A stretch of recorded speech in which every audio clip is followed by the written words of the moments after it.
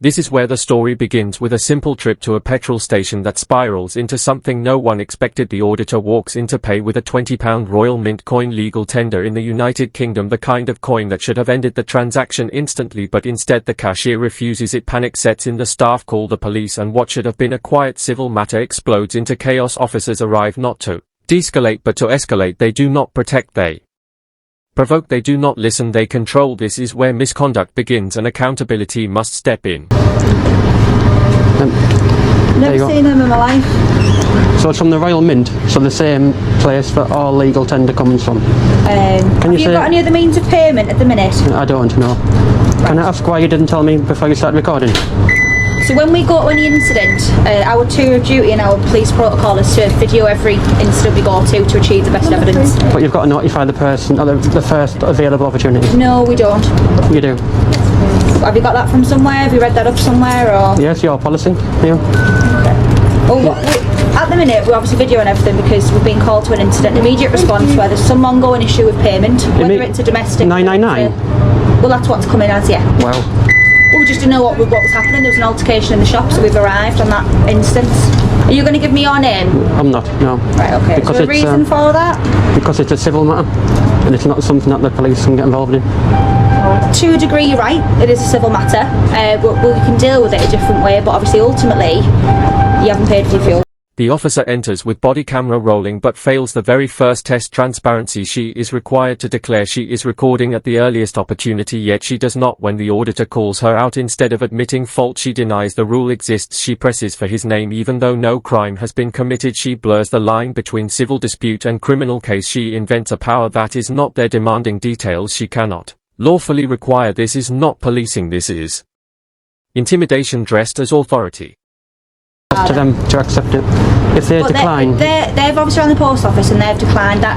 Ultimately it's a civil issue, but if you're not willing to give us your details, then how do we know that you're going to resolve the civil issue at a later date?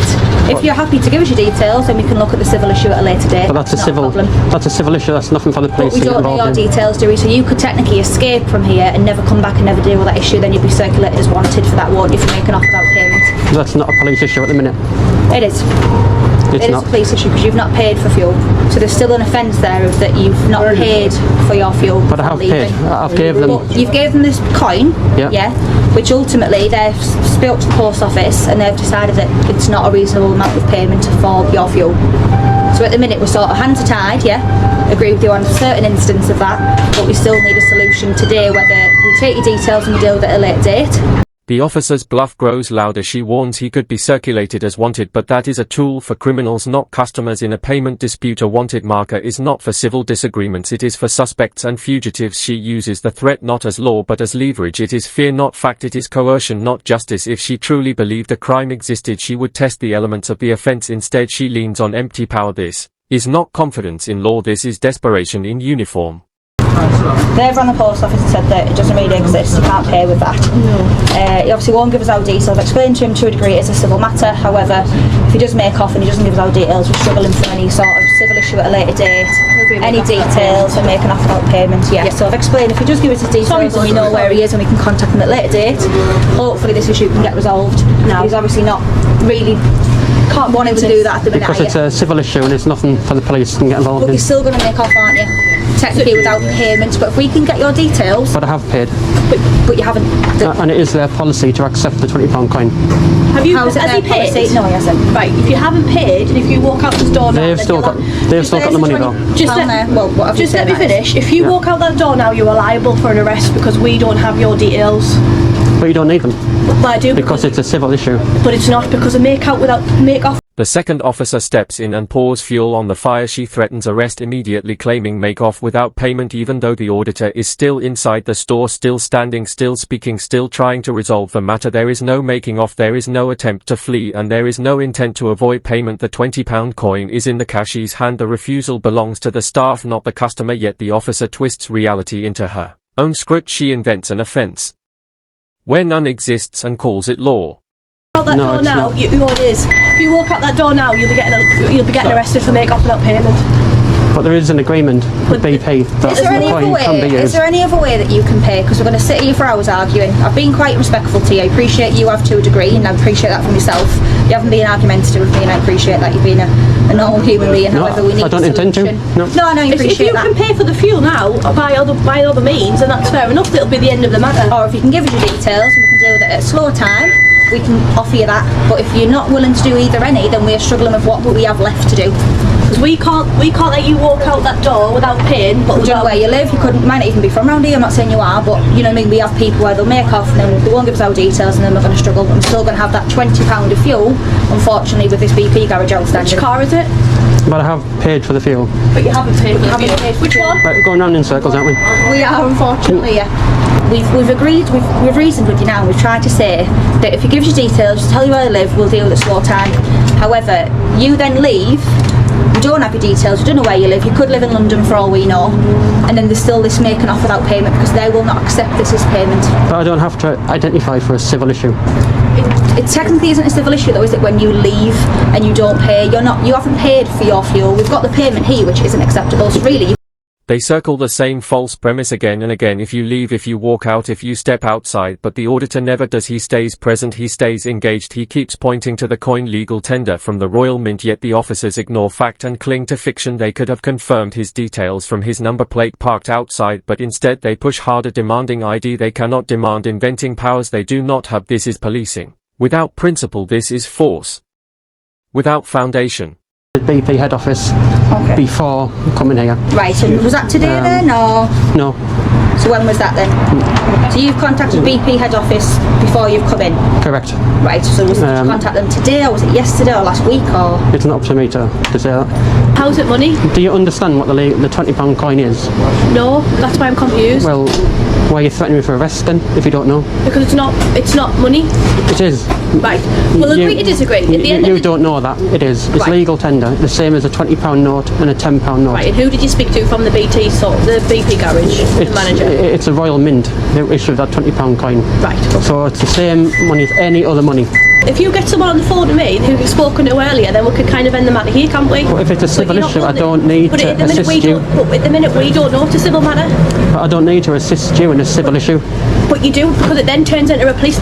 The auditor explains he has even spoken to BP head office, who confirmed the £20 coin is valid. That should have ended it right there, but the officer rejects it, insists he call them again, insists he prove himself to her, demands that shift the burden from law to intimidation. She repeats, "We do not know that coin," as if ignorance erases the law. The coin is legal tender. It does not matter if she recognizes it, it matters that the law does. But here the badge has forgotten the book.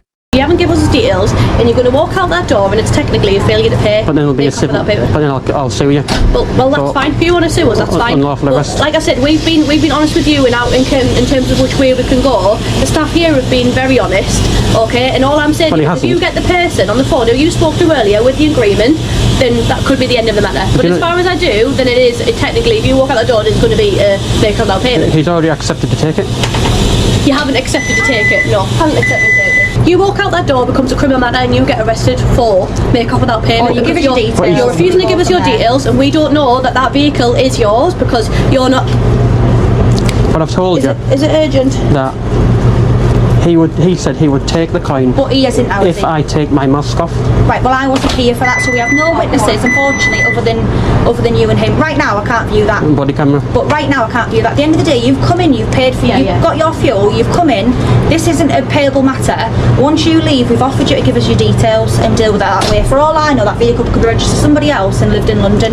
And how are we ever going to trace you? But I don't Once need you to leave assist the you. situation, it is making off without payment. I can't be any more reasonable with you and give you some sort of options that we can go But I with. don't You're need still to assist refusing you. to. Are you offering to give Because the you're staff, not myself, not my colleague, the staff your name and contact number? No. Right, so we have one option but two will lock you up then. Well, I've got a civil agreement in the No, no, background. no, Fine, you we're can not- prove that you at can court. prove- You yeah. prove that at court That's then. fine. You can prove that at court. Right, well this moment in time, you're currently under arrest for making off without payment. You don't I have to haven't- say anything, but I haven't made off. We don't mention one question in the later line court. Anything you do is maybe given evidence. But I haven't made off That's though. for your arrest as a competent factual investigation. Okay? But I haven't made off. That you're under caution still. And due to the fact you failed to provide details. But I haven't made off. Fails to provide details, yeah. But I haven't made off. Right, are we going to go calmly? Are we going to go quietly? We would go calmly all the time. Okay, well, do you want to walk with us then? Of course. Thank you. Come with me, sir, please. Have you got anything in your pockets that's going to harm me or you? Just take them out. It's just a question we ask everybody. Can we just take your camera off as well? Then comes the turning point. The officer utters the words, "You are under arrest for making off without payment," and the absurdity becomes abuse. The auditor is still inside the store declaring, "I have not made off yet." The cuffs come out. The offence requires leaving. An intent to avoid payment neither exists here. This is not law. This is theatre. This is not justice. This is control. The arrest is not about crime. It is about compliance. It is about silencing a citizen who dared to stand his ground. I walked out of those gates after being falsely arrested for using a £20 coin. The Chief Constable has paid out £4,000 in compensation, but unfortunately he did not apologise at any point, even taking him to court. He went all the way to court, we had the hearing date, and then the Chief Constable saw some sense and paid £4,000 in compensation, but no apology.